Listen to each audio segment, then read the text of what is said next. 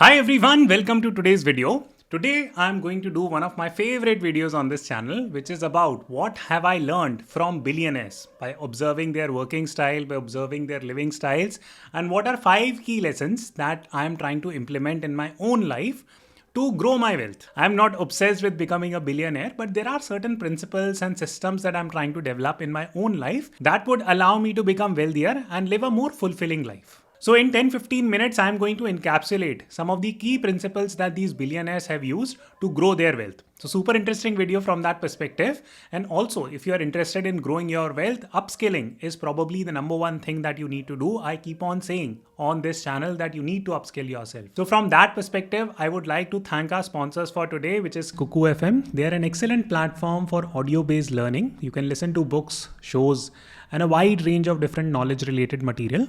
I'm currently listening to a show called as 21 Success Secrets of Self-Made Millionaires. It's a wonderful show. You must definitely listen to it. I will link it in the description box. They're also running a promotion, so you will get 50% discount. Just use the link in the description box to sign up for Cuckoo FM subscription. Now, the first thing that I've learned from billionaires is that you should take asymmetric risks in life. This is a concept that I've covered earlier, but let me demonstrate this point by taking you through the example of Elon Musk. Here is a great quote by Elon Musk and I will read it with you. So the quote says that my proceeds from PayPal acquisition were $180 million. I put $100 million in SpaceX, $70 million in Tesla, and $10 million in Solar City. I had to borrow money for rent. Now, if we go and analyze the philosophy of these billionaires, people like Elon Musk, they do take these type of risk. It looks madness to us. If I had $180 million, I would not have taken so much risk in my life. But here we have Elon who made $180 million and reinvested that entire amount into building new companies. This is the concept of asymmetric risk, so let us quickly understand it. Now, in simple words, asymmetric risk means that you take very high risk and get very high rewards in certain parts of your life. For example, you will usually see billionaires starting out early in terms of starting their entrepreneurial journey. They become better risk takers with time. They continue to take risks little by little. They aggregate, gain confidence, and they end up building this mindset of taking asymmetric risks also. So you will see people like Elon Musk betting on some new age investment instruments. You will see people like Jeff Bezos going and starting like very audacious ideas. You will see people like Bill Gates trying to tackle the world's most difficult diseases and problems that are plaguing the entire world. So this is what is meant by asymmetric risks, that the risks are also super high and the rewards are also super high. Now you'll ask me the question that how can we develop this system?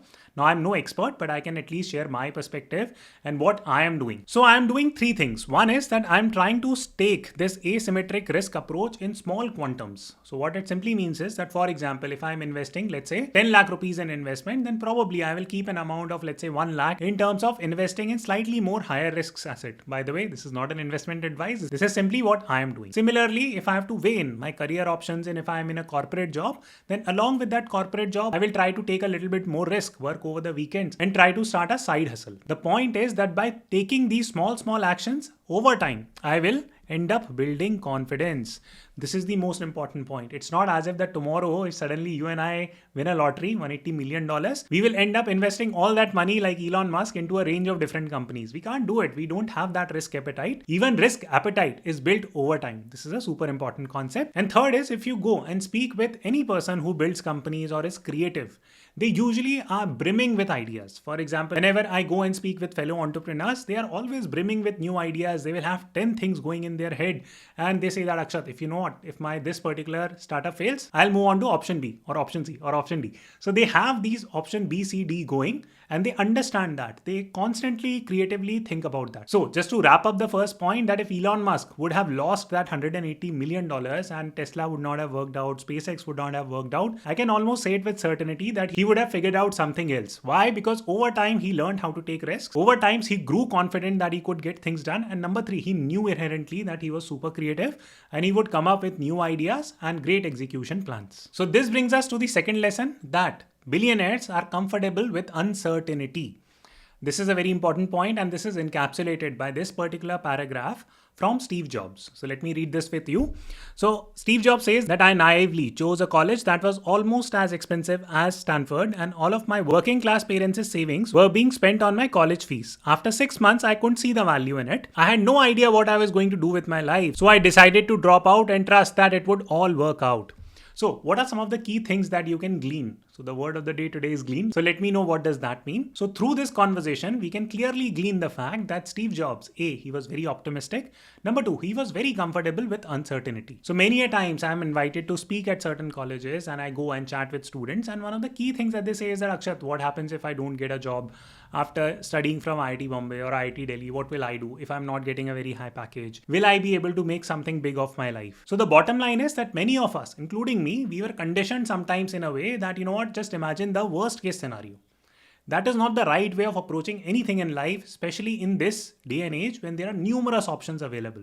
So you should not be pessimistic that, you know what, if I put my money in the stock market, what will happen? Will I lose all my money? No, study it, understand it, invest, and then see. Similarly, hey, if I don't sit for placement and rather I try to build my own startup, I have a great idea, but I'm not fully confident. What if that startup fails? What will I do then? Why are you thinking negatively? You should not be pessimistic. You should be optimistic, and we should be comfortable with uncertainty. Without belaboring this point, let me just very quickly comment on uncertainty. Uncertainty simply means that there are guarantees of something happening. Unfortunately or fortunately, we are living in a world where absolutely nothing is guaranteed ever. So there are three things that I can suggest you in order to become better at handling this uncertainty. One is that please develop critical thinking skills. Super important. Critical thinking simply means that if, for example, you have an idea that you have to evaluate whether that idea will work or not. For example, I will manufacture this pen and sell it. Assess, think critically why this idea will success versus not. For example, the competition might be high. So what is it that you will do to overcome this competition? That is one part of critical thinking. Similarly, you need to think through the entire process. Critical thinking also means that you have a very clear understanding of objectively analyzing your strengths and weaknesses. So you would know that, hey, you know what, I'm trying to build a company. I don't have marketing skills. So let me go and figure out how I can solve that problem. So that is being objective and having the ability to think critically. Super, super important. It allows you to deal with uncertainty. Second, you need to be optimistic because your brain convinces you whatever you tells it to. For example, if you convince yourself, if you tell your brain that, you know what, I will never be able to deadlift 85 kilos. You will never be able to do it. You will not even try putting on your shoe and getting in front of a barbell to even attempt to do it. But if you tell your brain, if you condition it, if you practice it, and if you are optimistic, only then you can make little progress and that humongous looking goal might become achievable. Third and finally, I call it the safety net theory. Safety net theory simply means that once you understand that, you know what, I have X amount in my bank account. Now I can go and start taking more and more risks. So you have created a safety net. Now I can't comment what that X number should be. That is something that you need to do your own rational analysis and watch some of my other videos where I have spoken about it. But to cut the long story short, you need to have some kind of safety net going in your career, money-wise, etc. It will give you more freedom to deal with this uncertainty because 99.99% people will not have the courage to drop out like the way Steve Jobs did out of his college and start a career and become so successful. Now, the third thing that I've learned from billionaires is that be simple in your living and thinking. Now, this is something that was even proposed by Gandhiji. So I'm just further building upon that idea and explaining it to you in a business context. If you take a look at a range of people, for example, in India, if you take a look at Sri Ratan Tata, if you take a look at Mr. Narayan Murthy, what do you observe? They are super simple people. Even if you go abroad and take a look at Bill Gates or Mark Zuckerberg, what are they? They are not flashy people. They are super simple people who are focused on their trait. They are focused on what they are trying to build, achieve, do in life. They are not there to show off. It's okay for some of the YouTube influencer and if your life depends on it in like Bollywood, for example, where you have to be flashy or if your profession depends on it. So just to tell you a funny instance, for example, if you go on YouTube, there is a Ferrari guy. Now I'll not tell his name. You guys comment in the comment box who that Ferrari guy is. You must have watched his ad. That is flashy lifestyle, right? If your life depends on it, that you know what, I'm going to show my Ferrari to people and start charging them lakhs and lakhs for my course. That's a profession. But majority of the billionaires do not have this as a profession. They are simplistic in their approach. And if you're doing some intellectual work or if you're not truly in that influencer game, then you don't have to become flashy. If you are simple, then you can focus on growing your skill set and growing your trait and abilities to make more money, live a more fulfilling life and other good things. Now, one simple approach that has allowed me to become become slightly more simplistic in my life and cut out fluff, so to say, is to narrow down the decisions that I have to make in a day. For example, as I wrote on one of my LinkedIn posts, and you can check it here, that whenever the summer season starts, I will go and buy 6-7 t-shirts. Similarly, in winter, I will buy 3-4 hoodies. Now, these numbers might look very large to some people, but I'm on YouTube, I need basic clothes. Otherwise, you'll get bored seeing me wear the same clothes over and over again. But if you go and rewind my videos over the last 3-4 months, you will have a very hard time figuring out the 5th or 6th hoodie that I wear. Why do I do it? Because it narrows down the number of decisions that I have to make on clothing. Similarly, whatever decisions I can cut out, I will try to do that. This is a technique that I've learned from Mark Zuckerberg, and this has helped me simplify my life to a very large extent. Now comes the fourth point, that you need to be confident and contrarian. A classic case in point here would be that of Mark Cuban. Now, Mark Cuban is a US-based billionaire, and I absolutely adore him for his philosophy and thought process and his ability to stick his ground and be contrarian in life. So let me give you 2 examples here. Now, Mark Cuban was one of the early billionaires who got into the cryptocurrency space and started funding a lot of NFT-based projects. He's also an investor in the India blockchain space called as Polygon Matic. He gives his views about Dogecoin, Shiba Inu coin, and how he's teaching his son finance by asking him to invest in these type of assets. He got a lot of criticism for it, but he stood his ground because he understands that, if kids can have a lot of fun while making investments, probably those concepts will stay ingrained. So therefore, he experimented with these assets to teach his kids. So that is a parenting lesson for me as well, that if you feel that something is really good for your child, and if it is backed by some rationality, then you must go and execute it. So this is a tweet that I wrote, and it resonated with a lot of people. It simply says that if you don't know what you want, then the world tells you what you want. And then most of the times we end up picking something that we don't enjoy. And that might not be a very healthy way of living your life.